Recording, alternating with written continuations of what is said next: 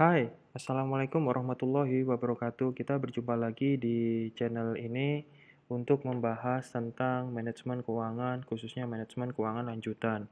Nah, materi yang kita bahas hari ini adalah tentang kebijakan dividen. So, stay tune dan jangan lupa subscribe dan tekan tombol like kalau dirasa video ini bermanfaat bagi kita semua. Oke, nah, apa yang dimaksud dengan kebijakan dividen? Kebijakan dividen ini menentukan berapa banyak laba yang harus dibayarkan kepada pemegang saham dan berapa banyak yang harus ditanam kembali sebagai modal perusahaan atau disebut dengan laba bertahan. Nah, kebijakan dividen ini merupakan bagian integral dari keputusan pembelanjaan perusahaan.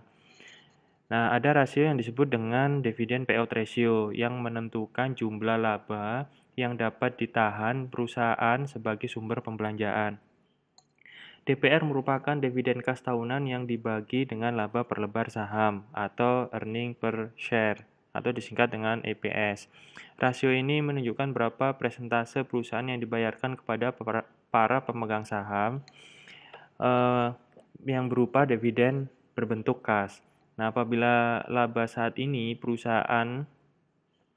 laba perusahaan ditahan dalam jumlah yang cukup besar, berarti laba yang akan dibayarkan itu menjadi lebih kecil dalam bentuk dividen. Nah, laba ditahan merupakan aspek salah satu sumber dana yang terpenting untuk membiayai pertumbuhan perusahaan. Namun di sisi lain, dividen membentuk aliran kas yang semakin banyak mengalir ke tangan pemegang saham. Nah, faktor-faktor yang memengaruhi pembagian antara besarnya dividen dan laba ditahan itu menjadi diskusi dalam video kali ini. Hal-hal penting lainnya yang akan dibicarakan adalah berkaitan dengan likuiditas perusahaan, pemecahan saham atau stock split, dividen saham, pembelian saham kembali atau buyback, sekaligus pertimbangan administrasi. Nah, kita berlanjut ke kebijakan dividen pasif dan aktif. Nah, ada beberapa hal yang harus diperhatikan dalam kebijakan dividen pasif dan aktif. Nah, dividen sebagai sisa pasif. Diskusi tentang dividen sebagai sisa pasif itu diawali melalui perhatian perusahaan terhadap hal-hal yang terkait dengan dua pertanyaan penting, yaitu apakah perusahaan bisa membayar dividen yang mempengaruhi kekayaan para pemegang saham? Apabila iya, maka berapa rasio dividen payout ratio yang akan memaksimumkan kekayaan para pemegang saham? Untuk menjawab pertanyaan tersebut, pertama perusahaan harus menentukan kebijakan dividen perusahaan sebagai keputusan pembelanjaan tersendiri yang melibatkan penahanan pendapatan berupa laba ditahan atau membayarkan sebagian atau semuanya kepada para pemegang saham sebagai dividen kas atau pembelian kembali saham perusahaan itu harus dikesampingkan dulu. Nah, sepanjang perusahaan memiliki proyek investasi yang memiliki laba melebihi yang disyaratkan, maka perusahaan bisa menggunakan kelebihan tersebut dan ditambah agio saham, kelebihan harga sekuritas di atas nilai nominal, guna mendukung pembelanjaan proyek tersebut. Namun, apabila sisa setelah digunakan untuk membelanjakan semua kesempatan investasi yang diterima, maka sisanya bisa digunakan untuk membayar dividen kas kepada para pemegang saham. Namun bila tidak ada sisa, berarti tidak ada pembayaran dividen kas. Apabila laba yang ditahan ditambah surat berharga yang ada masih kurang untuk membelanjai proyek investasi tersebut, maka perusahaan bisa mengeluarkan saham baru untuk memenuhi kekurangannya. Namun apabila perusahaan melakukan kebijakan dividen sebagai keputusan pembelanjaan secara rigid atau kaku, maka pembayaran dividen kas merupakan sisa pasif. Persentase pendapatan yang dibayarkan sebagai dividen itu bisa berfluktuasi dari periode ke periode sesuai dengan fluktuasi jumlah kesempatan investasi yang diterima oleh perusahaan. Nah, apabila kesempatan investasi tersebut berlebihan, maka persentase pendapatan yang dibayarkan untuk dividen itu bernilai 0. Sebaliknya, bila kesempatan investasi yang menguntungkan tidak ada, maka pembayaran dividen itu berkisar 100% dari pendapatan tersebut. Jadi, DPR itu bisa bernilai 0 sampai 1. Nah, perlakuan kebijakan dividen sebagai sisa yang pasif ditentukan tersendiri oleh tersedianya usaha investasi yang dapat diterima, menunjukkan secara langsung bahwa dividen adalah tidak relevan. Nah, yang selanjutnya kita membicarakan tentang ketidakrelevanan dividen atau irelevansi dividen. Nah, beberapa perusahaan itu berargumen untuk irelevansi dividen ini. Mereka menyatakan bahwa keputusan investasi yang ditentukan oleh perusahaan, DPR dianggap sebagai pelengkap dan DPR tidak mempengaruhi kekayaan para pemegang saham. Perusahaan-perusahaan ini berargumentasi bahwa nilai perusahaan ditentukan tersendiri oleh kemampuan aktiva perusahaan untuk menghasilkan pendapatan atau laba, atau kebijakan investasi.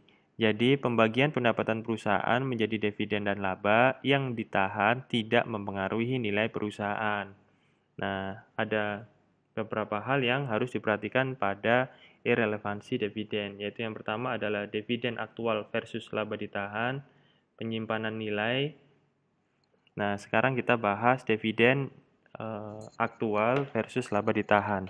Nah, setelah perusahaan membuat keputusan investasinya, maka yang harus diputuskan adalah menahan laba atau keuntungan atau pendapatan, dan yang kedua adalah membayar dividen dan menjual saham baru sebesar dividen tersebut dalam rangka membelanjai investasi perusahaan.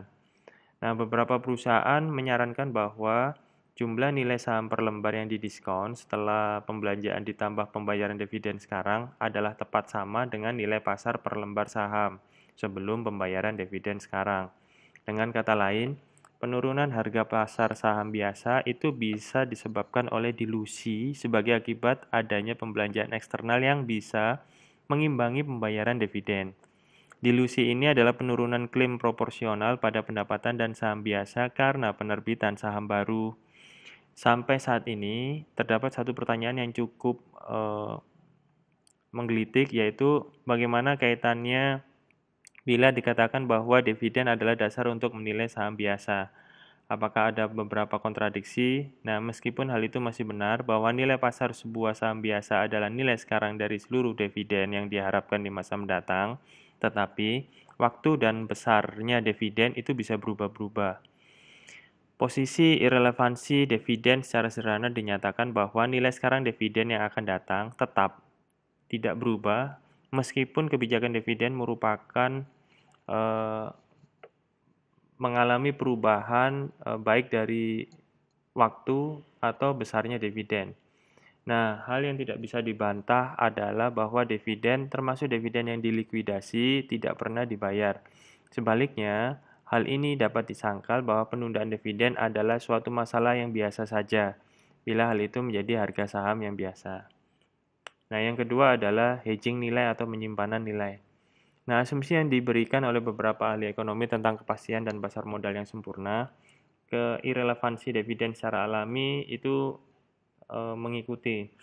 Nah, sebagaimana telah dibahas, bahwa prinsip nilai total menjamin bahwa nilai pasar bertambah dividen sekarang dari dua perusahaan yang serupa dalam segala halnya itu, maka DPR-nya relatif sama. Ya, jangan lupa DPR tadi adalah dividen payout ratio. Nah, yang selanjutnya adalah para investor ini itu bisa meniru setiap aliran dividen perusahaan yang mungkin untuk dibayar tapi pada kenyataannya tidak dibayar. Apabila dividen lebih rendah daripada yang diinginkan, maka para investor dapat menggunakan kelebihan dividen tersebut untuk membeli tambahan saham perusahaan. Jadi, para investor itu bisa membuat sendiri dengan cara yang sama, bahwa mereka dapat menentukan sendiri leverage finansial bila mereka tidak puas dengan struktur modal perusahaan.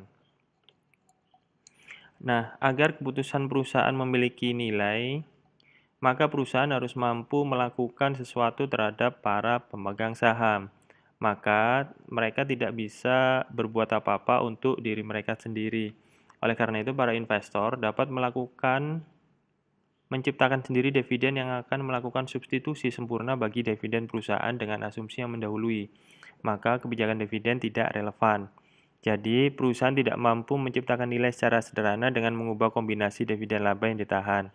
Dalam total struktur modal terdapat penyimpanan nilai sehingga jumlahnya selalu sama.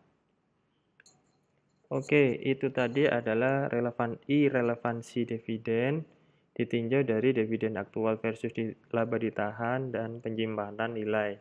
Nah, sekarang kita akan membahas tentang argumentasi relevansi dividen. Nah, sejumlah argumentasi itu bisa diajukan untuk mendukung posisi yang kontradiksi, yaitu bahwa dividen bersifat relevan untuk kondisi yang tidak menentu. Dengan kata lain, para investor tidak mengabaikan apakah mereka menerima laba berupa dividen atau apresiasi harga saham. Nah, para investor ini mungkin memiliki pilihan dividen dari para capital gains.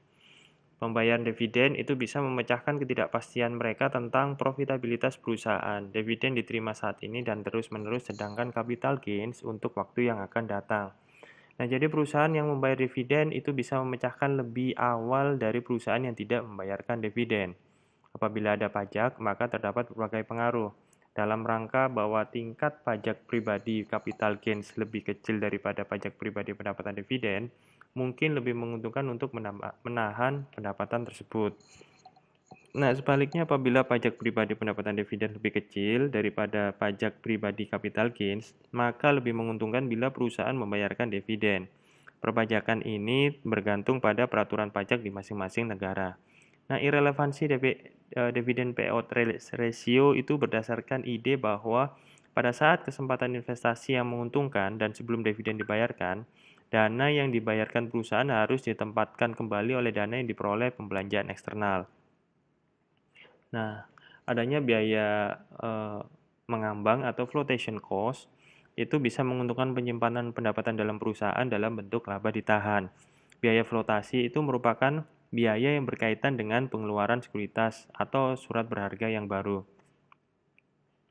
Nah, biaya yang terjadi dalam penjualan sekuritas cenderung untuk menghambat proses arbitrase.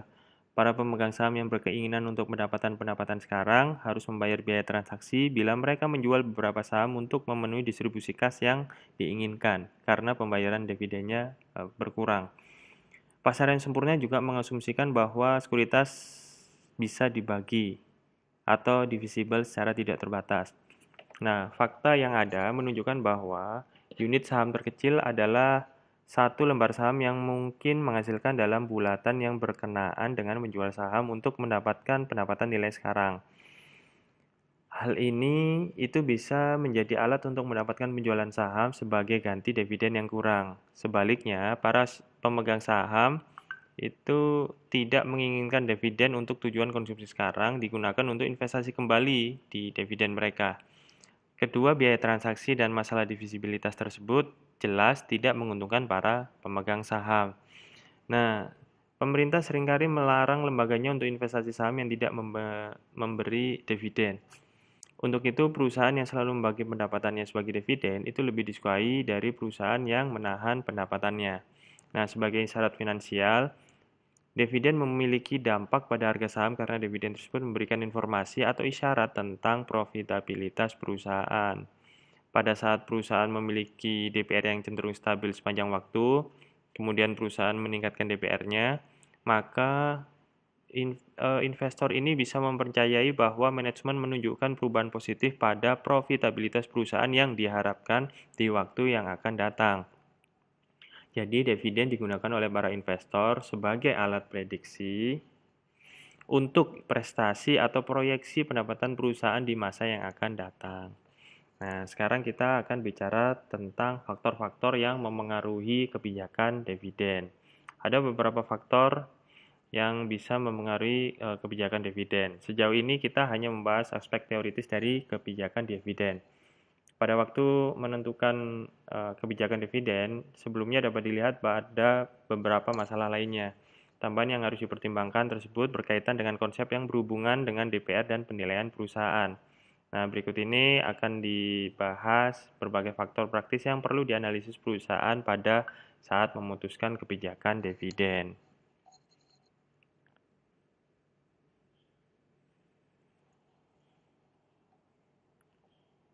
Faktor yang pertama adalah faktor aturan yang sah.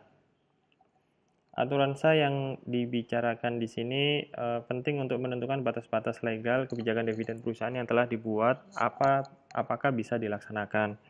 Nah, aturan legal harus dilaksanakan tersebut adalah aturan tentang melemahnya modal, perusahaan yang tidak bersifat solvable atau insolvency, dan aturan tentang menahan laba yang berlebihan. Nah, di dalam aturan yang sah itu terdapat beberapa hal yang perlu diperhatikan, yaitu aturan tentang modal yang melemah, kemudian aturan insolvency, kemudian aturan penahanan laba. Yang pertama tentang aturan melemahnya modal. Sering ada aturan yang melarang perusahaan membayar dividen bila pembayaran tersebut dapat membuat modal perusahaan melemah. Modal dalam artian di sini adalah sebagai nilai total pari saham biasa. Apabila perusahaan memiliki 1 juta lembar saham yang beredar dengan nilai par 200 per lembar sahamnya, maka total modal perusahaan adalah 200 juta. Nah, seandainya modal sendiri para pemegang saham adalah 210 juta, maka perusahaan tidak boleh membayar dividen kas lebih dari 10 juta, supaya tidak melemahkan modal perusahaan yang sebesar 200 juta tersebut. Ada juga yang mengartikan modal yang dengan memasukkan tidak hanya total nilai dari saham biasa, namun juga tambahan pembayaran dalam modal. Untuk itu, dividen hanya bisa dibayarkan dari laba yang ditahan. Tujuan utama dari aturan ini adalah untuk melindungi para kreditur perusahaan, dan aturan tersebut mungkin bisa jadi memiliki beberapa pengaruh bila perusahaan tersebut merupakan perusahaan yang baru berdiri atau baru go public. Nah, bagi perusahaan yang sudah mapan di mana sudah dapat mengumpulkan laba yang sudah ditahan, maka kerugian yang besar perlu didatangkan sebelum pembatas tersebut memiliki pengaruh pada pengekangan pembayaran dividen. Sampai saat ini, situasi tersebut tidak mungkin dilakukan. Nah, batasan tersebut hanya memberi sedikit perlindungan terhadap kreditur. Nah, yang kedua adalah aturan insolvency.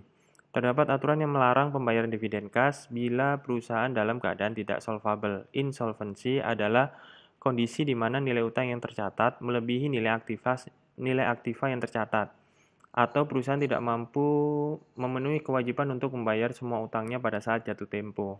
Aturan ini dapat melindungi para kreditur. Bila kas perusahaan terbatas, maka perusahaan dibatasi memberikan keuntungan kepada para pemegang saham berupa dividen agar tidak merugikan para kreditur.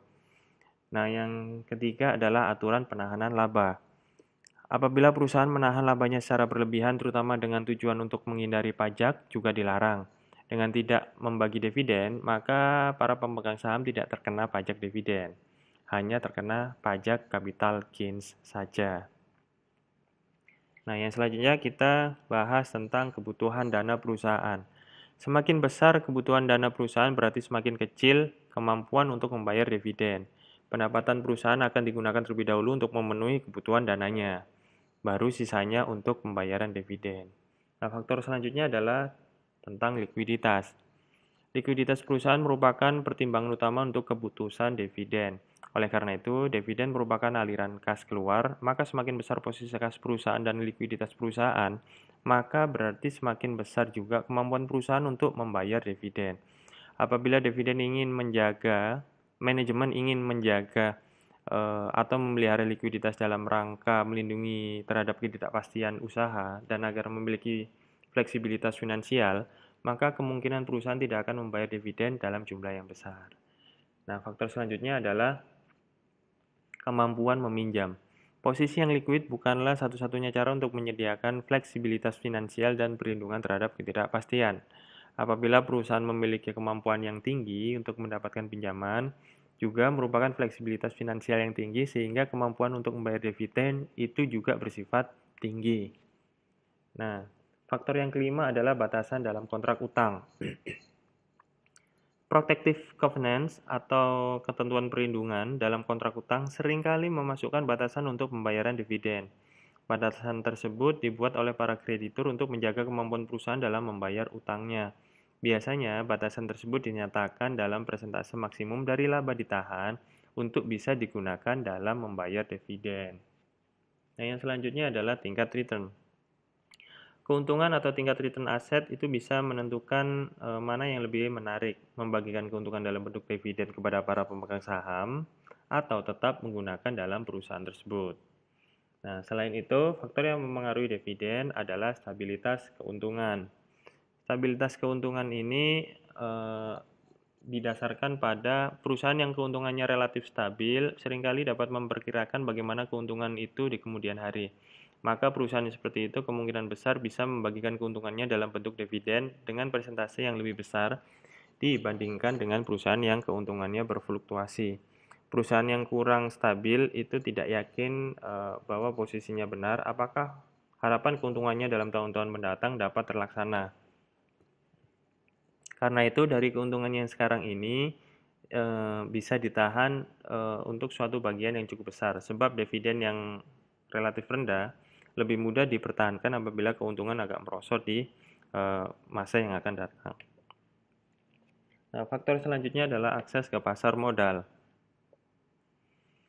Perusahaan besar yang sudah memiliki kemapanan dengan profitabilitas yang tinggi dan keuntungan yang stabil dengan mudah dapat masuk ke pasar modal atau memperoleh macam-macam dana dari luar perusahaan untuk membiayai kegiatannya. Sebaliknya, perusahaan kecil yang masih baru atau agak gegabah adalah bersifat lebih riskan bagi calon investor, sebab kemampuannya untuk meningkatkan modal dan atau untuk memperoleh pinjaman dari pasar modal terbatas. Dan untuk membiayai operasinya, perusahaan tersebut harus menahan laba lebih banyak. Nah, oleh karena itu, perusahaan yang mantap itu bisa memiliki tingkat dividen yang relatif lebih tinggi dibandingkan dengan perusahaan kecil atau yang masih baru. Nah, kemudian faktor pengendalian itu juga bisa mempengaruhi dividen. Nah, apabila perusahaan membayar dividen cukup besar, maka bisa jadi perusahaan memerlukan modal di masa datang melalui penjualan saham baru untuk membelanjai kesempatan investasi yang menguntungkan. Dengan tambahan jumlah saham yang beredar, ada kemungkinan kelompok pemegang saham tertentu tidak dapat lagi mengontrol perusahaan karena jumlah saham yang mereka kuasai menjadi kurang dari 50% dari seluruh saham yang beredar. Oleh karena itu, dianggap berbahaya bila perusahaan terlalu besar membayar dividennya sehingga pengendalian perusahaan menjadi berpindah tangan. Jadi, dalam menentukan kebijakan dividen, perusahaan perlu mempertimbangkan faktor-faktor yang telah dibahas tersebut agar segala sesuatu dapat berjalan sesuai dengan harapan perusahaan.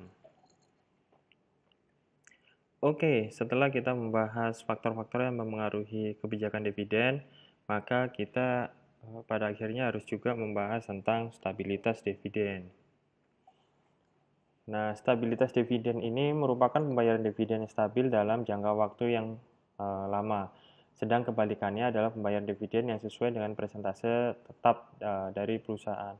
Apabila semua faktor antara dua perusahaan sama, namun pembayaran dividen itu bersifat berbeda, maka harga saham perusahaan yang membayar dividen dengan stabil itu bisa lebih tinggi daripada harga saham perusahaan yang membayar dividen secara tidak stabil. Nah, seandainya perusahaan A memiliki DPR sebesar 50% dari pendapatannya untuk jangka waktu yang lama, DPR dan EPS perusahaan A itu bisa memiliki kepastian dividen yang lebih tinggi. Namun sebaliknya perusahaan B yang memiliki dividen yang sama dengan perusahaan A dan memiliki DPR juga 50% dari pendapatannya dalam jangka panjang, namun memelihara dividennya relatif stabil sepanjang waktu, maka perusahaan B itu bisa mengubah jumlah absolut pembayaran dividen disesuaikan dengan kecenderungan laba perusahaan. Nah, EPS dan DPR perusahaan dividen perusahaan B itu bisa dibandingkan dengan perusahaan A tadi. Dalam jangka panjang, jumlah dividen yang dibayar kedua perusahaan tersebut sama. Namun, harga pasar per lembar saham perusahaan B kemungkinan lebih tinggi daripada harga saham perusahaan A. Semua faktor lainnya sama. Hal ini disebabkan para investor lebih percaya dan lebih tertarik pada perusahaan yang membayar dividen secara stabil, walaupun tidak besar. Jadi, kebijakan dividen perusahaan B lebih baik daripada kebijakan dividen perusahaan A. Perusahaan B meningkatkan dividennya hanya jika perusahaan yakin bahwa dividen yang lebih besar benar-benar dapat diberikan. Nah, kita perlu mempertimbangkan tentang stabilitas dividen yang ditinjau dari dua hal. Yang pertama adalah penilaian stabilitas dividen.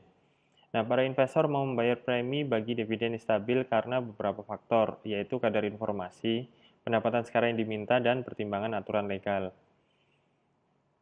Pada saat pendapatan perusahaan menurun dan perusahaan tidak menurunkan dividennya, maka pasar itu cenderung lebih mempercayai pada sahamnya daripada Saham perusahaan yang langsung menurun dividennya sesuai dengan penurunan pendapatannya. Dividen stabil dapat menyampaikan pandangan manajemen bahwa dalam jangka panjang perusahaan bisa menjadi lebih baik dalam kondisi pada saat pendapatan turun. Jadi, manajemen mampu mempengaruhi harapan para investor melalui kadar informasi dari dividen.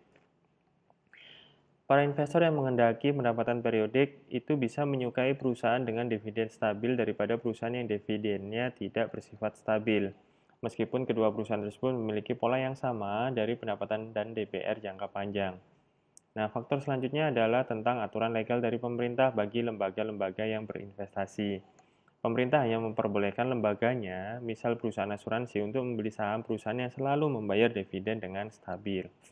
Ada pakar investasi bernama John Lindner itu berpendapat bahwa dividen harus disesuaikan dengan perubahan pendapatan tetapi dengan jarak waktu tertentu. Nah, pada saat pendapatan meningkat pada tingkat yang baru, maka perusahaan bisa meningkatkan dividennya jika perusahaan dapat menjaga kelangsungan kenaikan pendapatan tersebut. Perusahaan juga enggan menurunkan jumlah absolut dividen kasnya. Kedua faktor tersebut itu bisa membantu menjelaskan mengapa dividen itu berubah setelah beberapa waktu dari perubahan pendapatan. Nah, dividen reguler adalah dividen yang secara normal diharapkan dapat dibayarkan oleh perusahaan. Dividen ekstra adalah pembayaran dividen yang tidak berulang kepada para pemegang saham di samping dividen reguler. Hal tersebut itu terbawa oleh situasi yang khusus. Nah, salah satu cara bagi perusahaan untuk meningkatkan distribusi kas kepada para pemegang saham dalam periode kesejahteraan adalah memberikan dividen ekstra di samping dividen reguler yang umumnya dibayar per kuartal atau setengah tahunan. Di sini, perusahaan mengingatkan bahwa para investor itu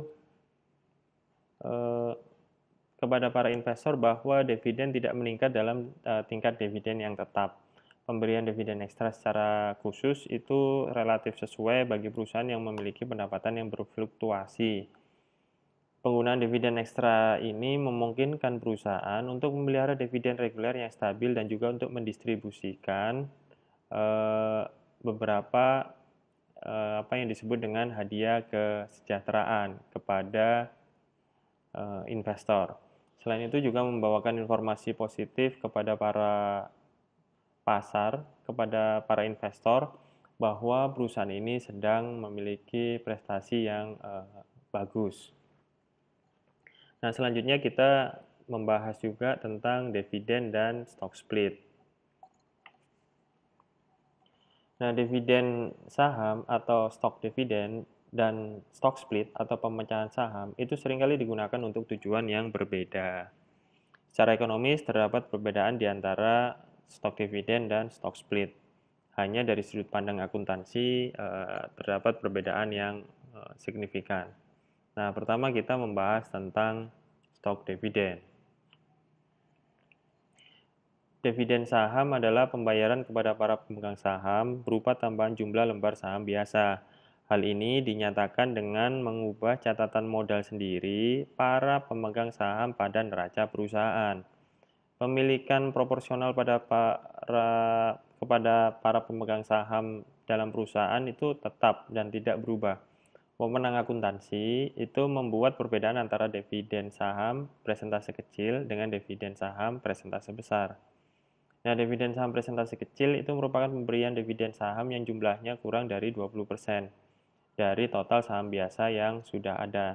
Akuntansi jenis dividen ini memerlukan transfer jumlah dari laba yang ditahan pada saham biasa dan tambahan pembayaran modal.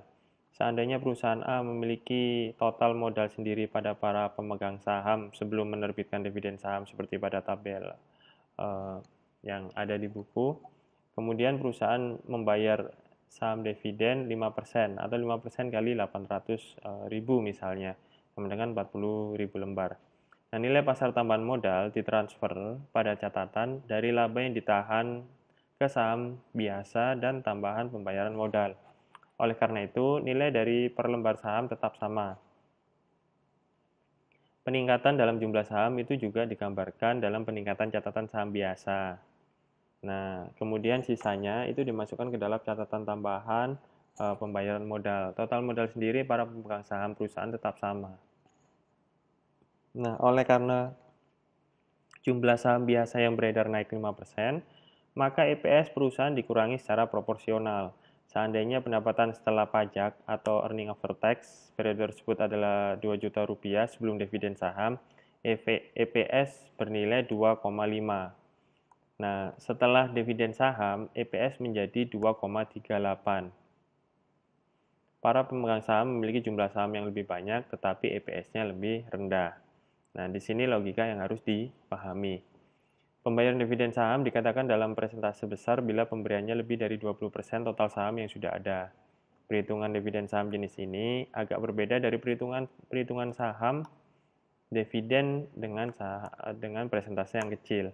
Nah, pemberian dividen saham dengan persentase yang besar ini diharapkan dapat mengurangi secara material harga pasar per lembar sahamnya.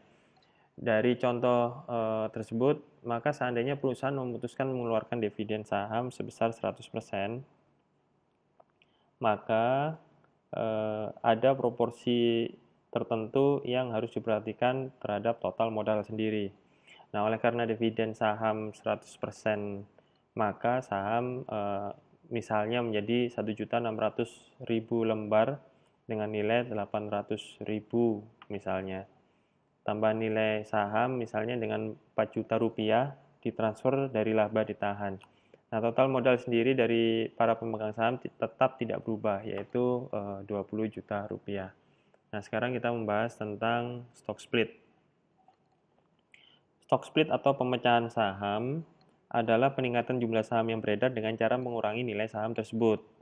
Misalnya, satu lembar saham dengan nilai par 5 rupiah dipecah menjadi 2 lembar saham dengan nilai par masing-masing 2,5 rupiah. Nah, jadi seperti itu. Nah, terlihat bahwa yang berubah adalah nilai par dan jumlah saham yang beredar. Sedangkan nilai semua rekening dari para investor itu tidak berubah. Pemecahan saham atau alternatif dividen saham persentase besar biasanya dimaksudkan untuk mengurangi nilai par per lembar saham biasa.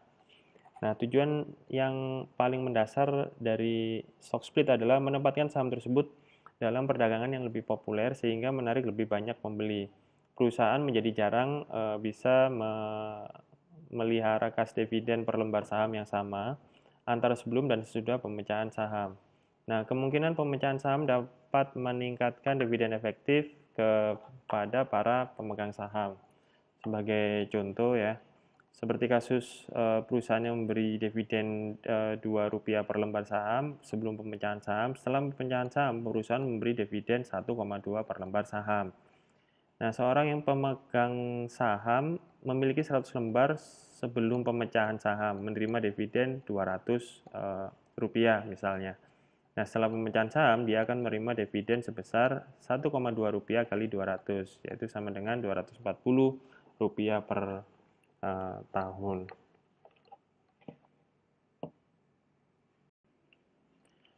Oke, kita lanjut untuk nilai bagi investor dari dividen saham dan stock split.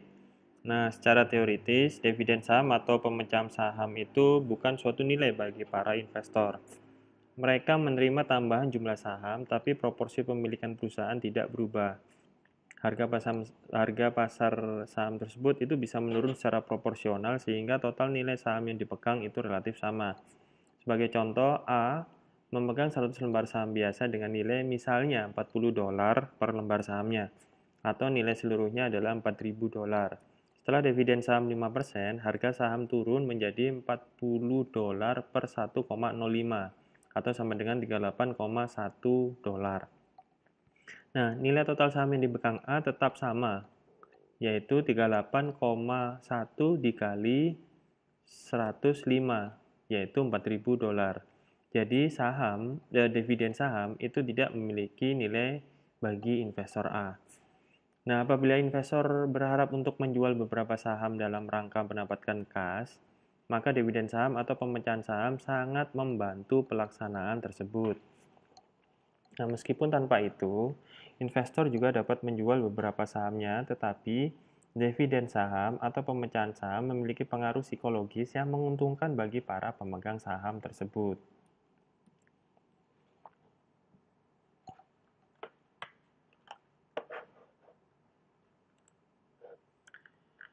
Nah, ada beberapa hal yang harus kita perhatikan untuk nilai bagi investor dari dividen saham dan stock split. Yang pertama adalah pengaruh pada dividen kas. Dividen saham atau pemecahan saham mungkin dibarengi dengan meningkatnya dividen kas. Sebagai contoh, perusahaan membayar dividen tahunan sebesar $1 per lembar.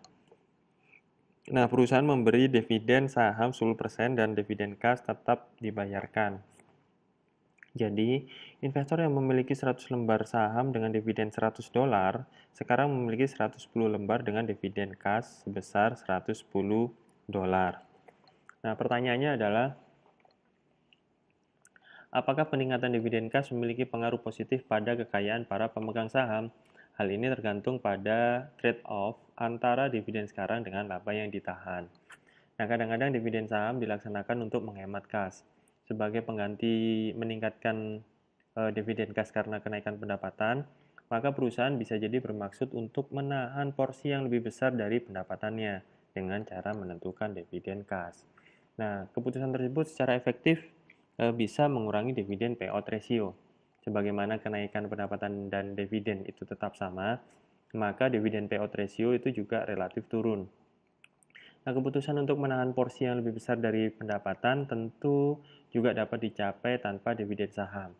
Nah, meskipun dividen saham mungkin cenderung bertujuan untuk membahagiakan hati investor dengan kebaikan dari dampak psikologis, tapi penggantian saham biasa untuk dividen kas melibatkan biaya administrasi yang cukup besar. Dividen saham lebih mahal biasanya daripada dividen kas.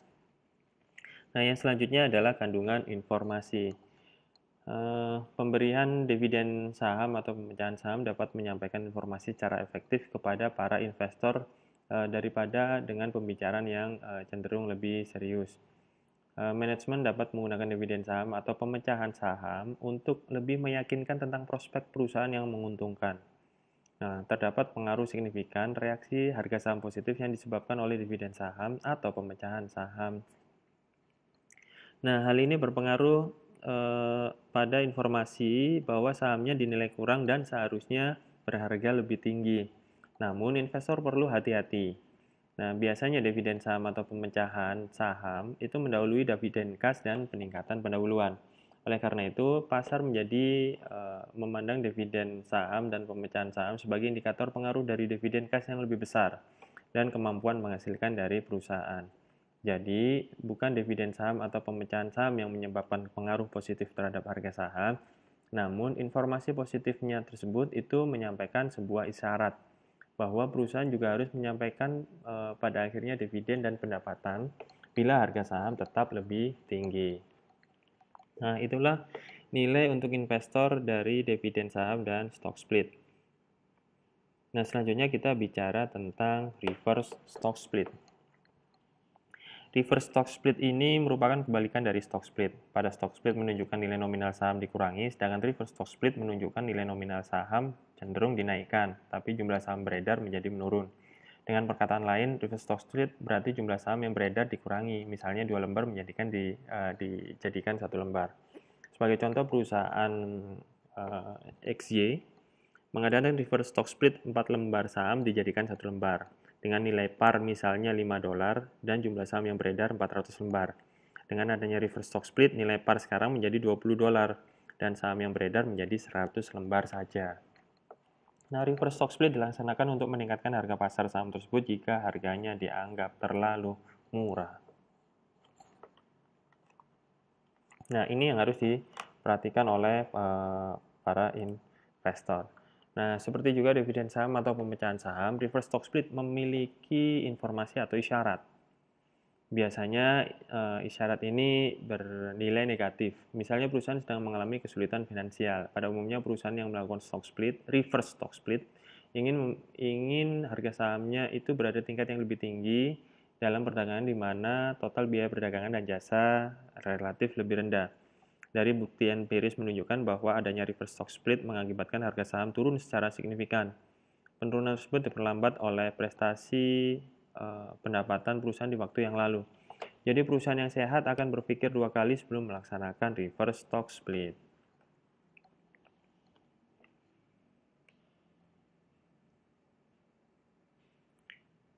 Nah, yang selanjutnya kita akan membahas tentang buyback saham.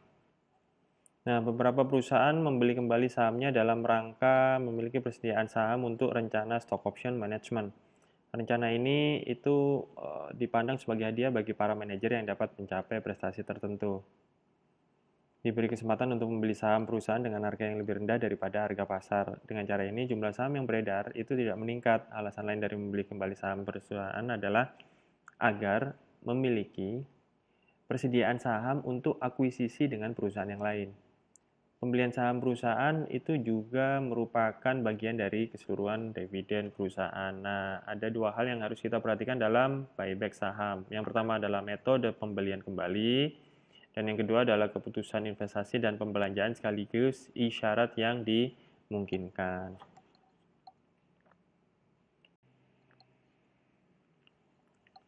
Oke, yang pertama adalah metode pembelian kembali. Pada umumnya terdapat dua cara pembelian kembali, yaitu pembelian kembali saham, yaitu melalui pasar sekunder atau self tender offer. Nah, melalui pasar sekunder bila ada saham perusahaan yang dijual di pasar tersebut. Nah, ini bisa bila ada saham perusahaan yang dijual di pasar sekunder.